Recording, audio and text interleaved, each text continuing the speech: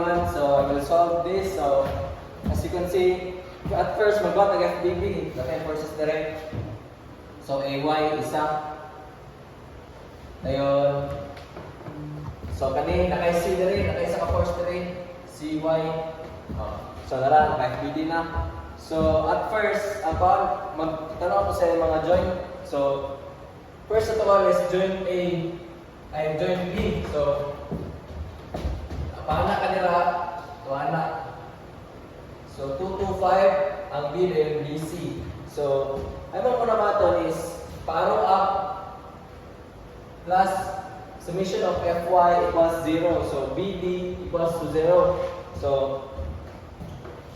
ana plus summation of Fx equals to 0 minus 225 minus 225 plus BC equals to 0. So ang value sa itong BC is 225. So 225 atong BC. So mata sa joint B. So ato sunod baon is ang joint C na to. So joint C, bata na. So 2 to 5. 2 to 5. So since nagkuha ka na daan sa itong value sa itong angle. So dirita. So joint A, dito na joint A. So 2 to 5. So naman tayo pagkitaon ng theta dira. So paon sa ito wala ang theta. So shift tan negative 1 y over x. So theta equals to tan over 9 over 4. So the answer is 45 degree. So nakuha na nato itong theta. So dito na ta. So natin angle rate ng 45. So summation of Fy equals to 0 minus 2 to 5 plus D sin 45. So sin 45 because itong value sa itong angle is 45 degree equals to 0. So DC equals to 318.21 ay DC. So last is itong joint A. Since ako naman itong angle, so dito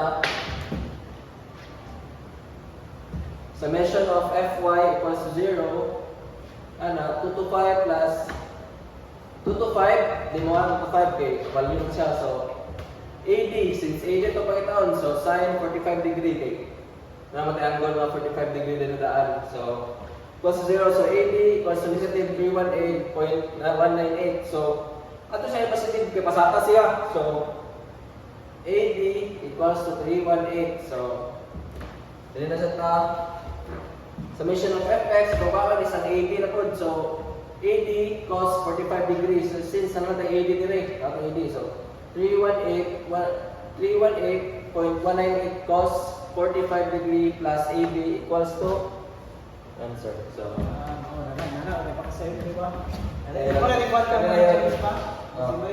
so summation of MC equals to 0. So negative AY plus 450 times 4 equals to 2 to 5. Balik nagkuha sa 2 to 5 ha. Tara. So summation Fy equals to 0. A1 plus CY equals negative 2 to 5. And then lastly is 450 since 450 direct. So Cx minus 450 equals to 0. So Cx equals to 450 LB. That's it.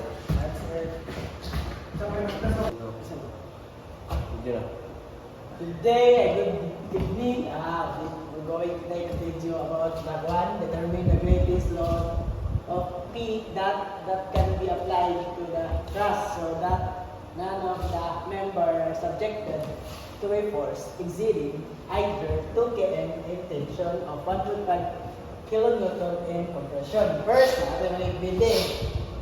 Pwede mo tayo mag-AY or AX. Tapos, DY. Pero, ato na lang i-join para dali. So, first, nato din join C.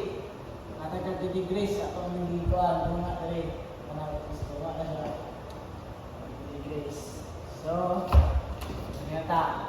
Summation of Fx always 0. So, FCB, which is ano? FCB. Alam mo FCB na natin. So, sin not 30 degrees plus F if AC na ito nga siya, if AC na lang. So if AC sine 30 degrees equals to 0, FCB equals to FCA equals F. So, mag-summation to kung ano sa blank. Summation to F1 equals 0. So, P plus, kanang P na to, plus FCB cos na 30 degrees plus FCA na to, tapos cos na 30 degrees equals natin 0. So, P plus F2 cos 30 degrees equals 0. So, F2 cos 30 equals P. So, F P over 2 cos 30 equals F 0.5774 P, which is C na po. So, let's see. Joint B na sa ano eh? Joint B. So, pilihan eh. Awin dito. Ulong din dire. Dito na yun. Diba dire? Tigang eh, pre? Tigang pa rin. Tigang. Ano, ginano. Stahat. So, summation yung kita sa akuan. Summation of fx always equals to 0. So, FB cos 60 AP equals to FAB also guys. FAB equals 0. Tapos, itong 0 point, ano eh, itong F, which is kana, itong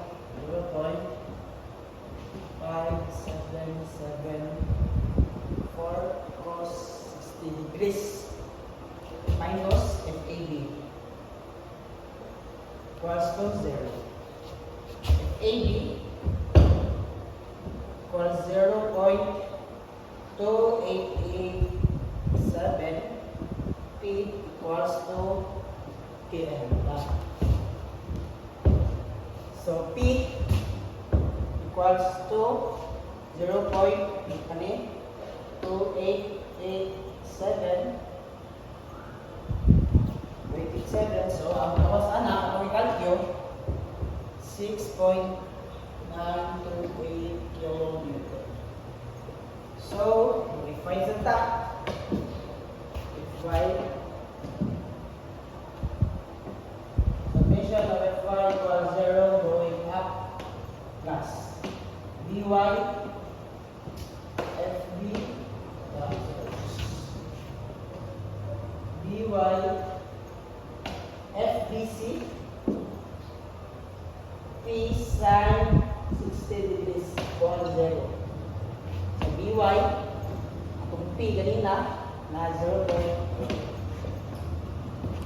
Kanina ako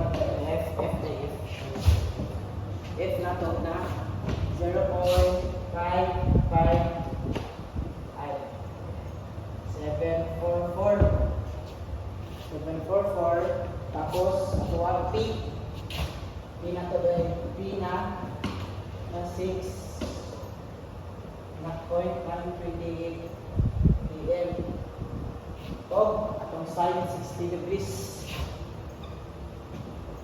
equals to 0. So dy negative siya. So going paano siya ato siya positive. Positive 3.5 ilan off na nato. Ilan off na nato. So kaya mo Newton eh kaligdat sa ano guys na pagbuhat. Hope na may nagawan. Namoy na nga sa Thanks.